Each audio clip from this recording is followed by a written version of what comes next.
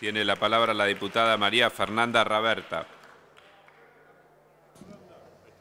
Gracias, presidente. Me voy a referir al artículo 113. Vamos a proponer desde nuestro bloque modificar este artículo para que queden exceptuadas la producción de cerveza artesanal en este impuesto. Y lo vamos a proponer con algunos datos que voy a contar ahora. Usted sabe que en la Argentina hay 3 empresas multinacionales que concentran el 98% de la comercialización de la cerveza. Esas 3 empresas emplean 7.900 personas.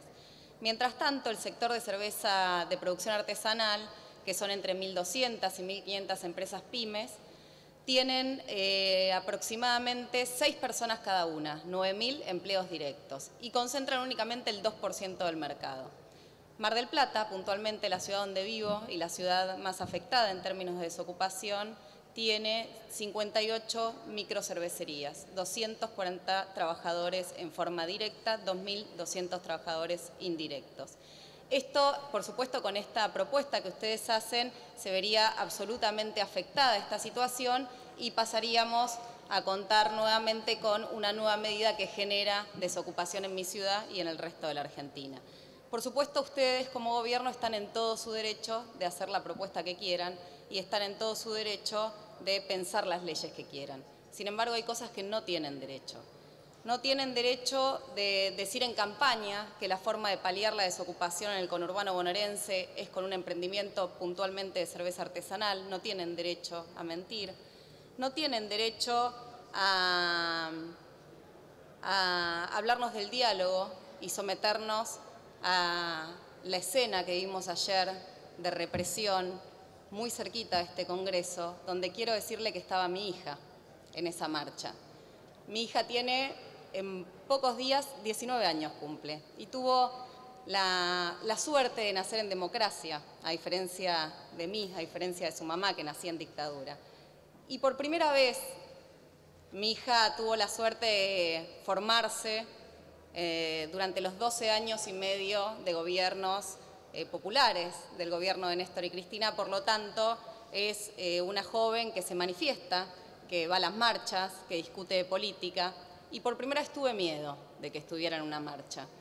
Y tuve un miedo que de alguna manera confirmé a la noche, cuando, por supuesto, ahí no encontré a mi hija, estaba en su casa, pero confirmé a la noche mi temor cuando recorrimos los hospitales de la ciudad de Buenos Aires con el diputado Guado de Pedro y la diputada Laura Alonso. Y cuando recorrimos esos hospitales encontré algunos jubilados, heridos, pero también encontré a muchos jóvenes de la edad de mi hija, 2, por ejemplo, que perdieron un ojo cada uno por producto de la represión que este gobierno instaló ayer para poder sacar una ley. Una ley que tampoco tiene derecho este gobierno a mentirnos descaradamente, porque hoy el presidente vuelve a hablar de pobreza cero y de los niños, y la ley que sacaron ayer con esa represión, la verdad es que perjudica a más de 8 millones de niños. Niños de la asignación universal, como bien se dijo acá, y niños de los hijos de los trabajadores, de los hijos de los asalariados. Niños a los que seguramente su salario familiar, su asignación prenatal, su salario por escolaridad, les permite, porque tienen carácter alimentario, esas prestaciones les permiten vivir mejor. Sin embargo, a partir de marzo van a cobrar 125 pesos menos cada uno de esos niños. Esta es la situación en la que yo digo que estamos en democracia, tienen derecho a proponer lo que quieran, lo que no tienen derecho es a someternos a estas situaciones de violencia, a situaciones de cinismo, como la que estamos empezando a acostumbrarnos los argentinos, a situaciones que la verdad que nos generan todo el tiempo esta contradicción. Claro, ¿cómo este gobierno de empresarios va a entender que el salario familiar sirve para comprar un guardapolvo blanco en el mes de marzo cada una de las familias de los trabajadores de la Argentina?